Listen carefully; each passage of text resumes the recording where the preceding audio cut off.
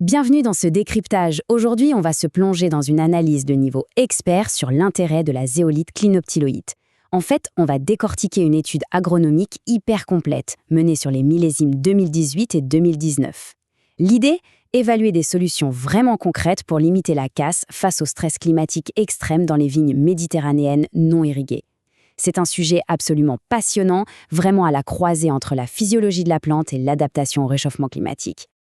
Allez, on entre tout de suite dans le vif du sujet. Le problème scientifique qu'on a sous les yeux, c'est une urgence absolue. Comment faire pour maintenir la physiologie d'une vigne non irriguée, et donc, in fine, son rendement, quand elle se prend des canicules sévères de plein fouet? La menace des vagues de chaleur sur le métabolisme de la plante, ce n'est plus juste une vague théorie, c'est la réalité du terrain aujourd'hui, et ça exige des réponses techniques chirurgicales. Au programme pour ce décryptage, d'abord le défi climatique. Ensuite, on verra la solution zéolite en détail. Puis, on passera à la physiologie foliaire et thermique. On enchaînera avec l'efficacité de l'utilisation de l'eau, les impacts sur le rendement et la chimie, pour terminer sur un point super intéressant, la protection biotique et abiotique. Petit 1, le défi climatique. Pour poser un peu le contexte, cette étude s'ancre en Grèce, sur un cépage autochtone bien spécifique, le rhoditis. Et dans tout le bassin méditerranéen, on observe exactement la même chose. La combinaison implacable de températures qui grimpent en flèche et de précipitations qui s'effondrent ne fait pas que détruire les volumes de récolte. Ça attaque littéralement l'identité même des vins. Les équilibres volent en éclats. Les sucres explosent, ce qui donne des vins beaucoup trop alcoolisés, et pendant ce temps, l'acidité chute libre. Pour un cépage rosé comme le rhoditis, dont on attend justement de la fraîcheur et de l'attention, c'est juste dévastateur. Ce qui nous amène à notre deuxième point, la solution zéolite. Alors, c'est quoi exactement cette zéolite clinoptylolyte? D'un point de vue strictement chimique, c'est un aluminosilicate naturel, c'est un minéral cristallin, structuré par un réseau tétraédrique de dioxyde de silicium et d'oxyde d'aluminium. En viticulture, on l'utilise sous forme de pellicule minérale qu'on va venir pulvériser. Ce qui est absolument crucial ici, c'est que ce produit est totalement inerte chimiquement. Ça veut dire qu'il ne va pas du tout interférer avec le métabolisme interne de la plante. Son job, c'est de faire office de bouclier, un bouclier hautement réfléchissant qui va renvoyer les rayons solaires, les infrarouges et les UV. Mais attention, pour que ce bouclier fonctionne vraiment, l'application sur le terrain doit être ultra rigoureuse. Les chercheurs ont préparé une suspension dans l'eau dosée très précisément à 3% en poids par volume. Le protocole exigeait une couverture totale de la canopée, pulvérisée jusqu'au point de ruissellement. Le timing aussi est hyper stratégique. La première intervention se fait au tout début de la véraison, donc au stade phénologique BBCH 7981. Et pour bien consolider le tout, un deuxième passage est effectué exactement une semaine plus tard. Allez, troisième partie, plongeons dans la physiologie foliaire et thermique. Et là, ce qui est vraiment bluffant avec ces données, c'est de regarder ce qui se passe en plein mois de juillet, en milieu de journée, au moment où le stress radiatif est à son maximum. Le contraste saute aux yeux. Les feuilles qui ont été traitées à la zéolite affichent une température spectaculairement plus basse que le groupe témoin non traité. On parle d'une réduction thermique de moins 5,8 degrés Celsius. C'est énorme. En abaissant la température de la feuille à ce point-là, la poudre minérale protège le feuillage de la surchauffe et empêche littéralement le moteur enzymatique de s'enrayer. L'étude a aussi eu la très bonne idée de comparer cette zéolite avec un autre minéral protecteur bien connu, le kaoline. Et la distinction est fondamentale. Parce que oui, le kaoline apporte aussi un effet rafraîchissant. Mais les chiffres montrent qu'il a tendance à réduire l'assimilation carbonée, donc la photosynthèse. Et ça, quel que soit l'état de stress hydrique de la vigne. La zéolite, en revanche, c'est une toute autre histoire. Elle apporte cet avantage thermique massif sans pour autant bloquer la photosynthèse.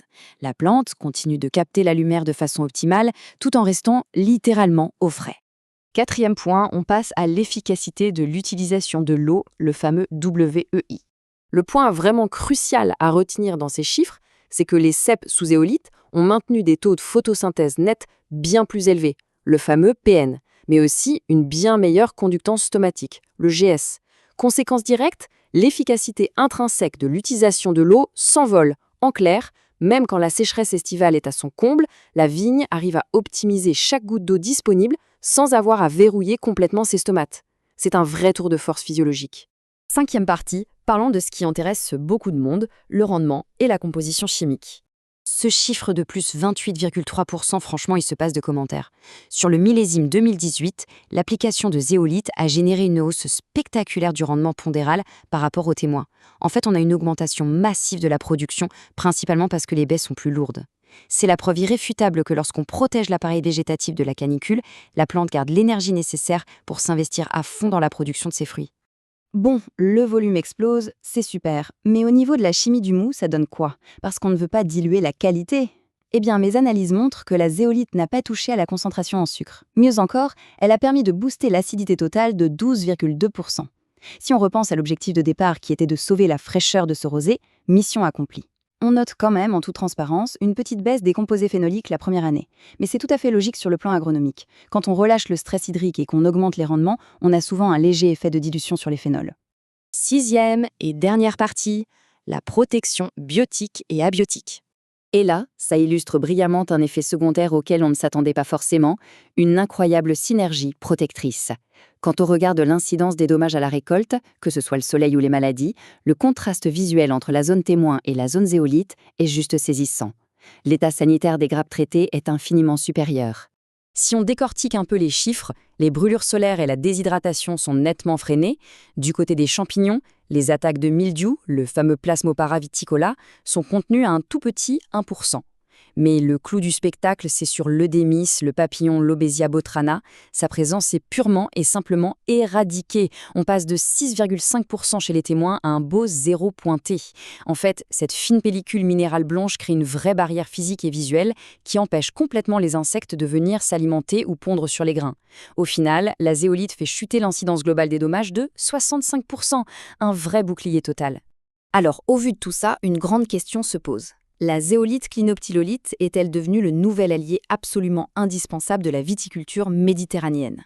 Quand on voit sa capacité à faire chuter la température des feuilles de presque 6 degrés, à doper l'efficacité de l'eau, à faire bondir les rendements de plus de 20% tout en repoussant les ravageurs, c'est très difficile de ne pas y voir une stratégie d'atténuation majeure. Dans un contexte où les étés caniculaires sont devenus la nouvelle norme, ce type de bouclier minéral pourrait clairement redéfinir l'avenir de nos vignobles les plus exposés. Voilà de quoi réfléchir pour les prochaines saisons. Merci d'avoir suivi ce décryptage. À très vite pour une nouvelle analyse.